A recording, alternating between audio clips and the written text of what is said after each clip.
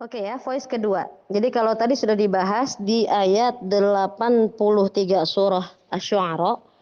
Jadi Masya Allah betapa Al-Quran itu betul-betul lah ya, betul-betul Masya Allah membimbing kita menjadi pribadi yang Masya Allah. Salah satunya bahkan doa yang kita minta pun bukan hanya untuk kebahagiaan kita saat ini, tapi untuk kebahagiaan kita di masa yang akan datang, yaitu di kehidupan akhirat. Maka yang pertama di sini minta apa? Robbi habli hukma. Ya, jadi yang pertama kali yang harus kita minta adalah apa? Di sini diajarkan yang diminta adalah hukma, pengetahuan. Karena di dalam hadisnya apa?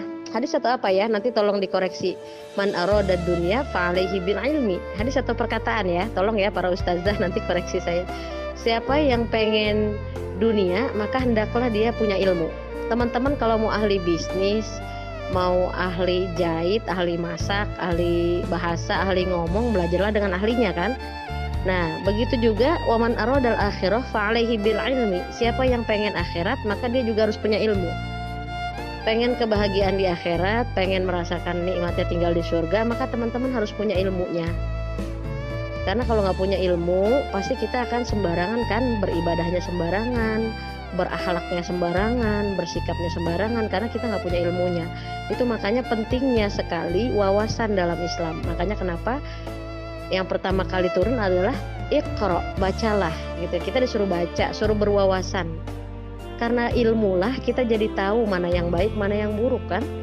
Dengan ilmu juga kita bisa membedakan mana yang hak, mana yang batil gitu.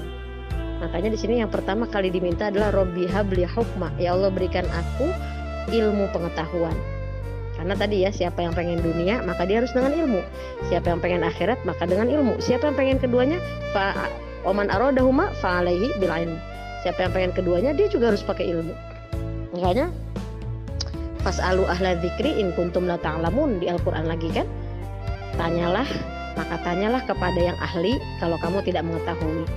Jadi kalau untuk urusan akhirat jangan pernah tanya kepada ahli dunia, dia nggak bakal tahu.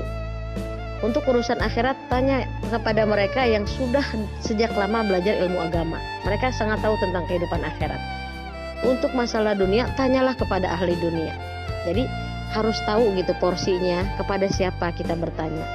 Nah, satu ya, setelah kita membekali diri kita dengan ilmu, nah baru dah tuh ya, kita bisa bedain mana yang baik dan yang buruk. Maka doa selanjutnya apa? Wa alhiqni bis-sholihin, dan pertemukan aku, masukkan aku bis-sholihin, dengan orang-orang yang soleh, bersama orang-orang yang soleh.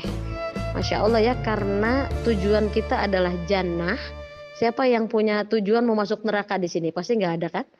Semua pasti pengen merasakan nikmatnya tinggal di surganya Allah.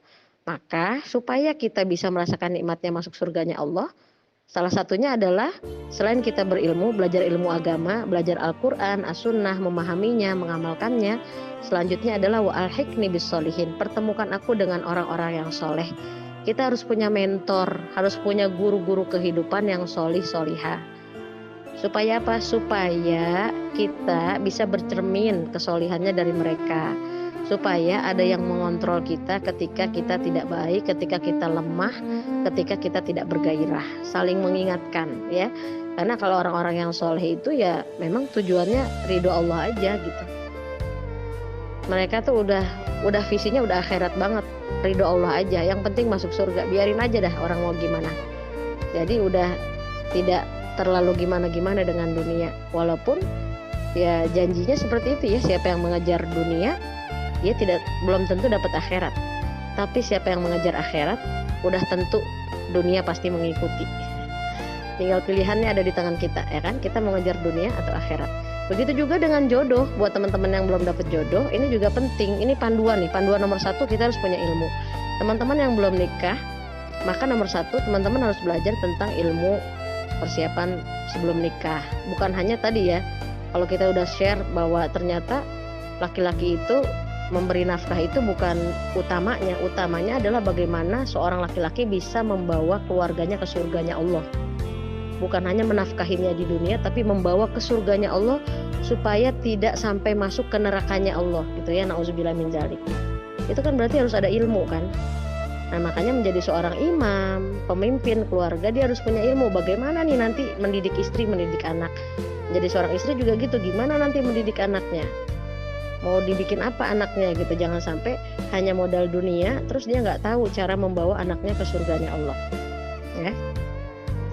Terus yang kedua, ini juga panduan juga buat yang belum nikah. Salah satunya apa? Yang kedua, wa alhiqni bisolihin, minta sama Allah supaya dipertemukan dengan jodoh yang solih solihah.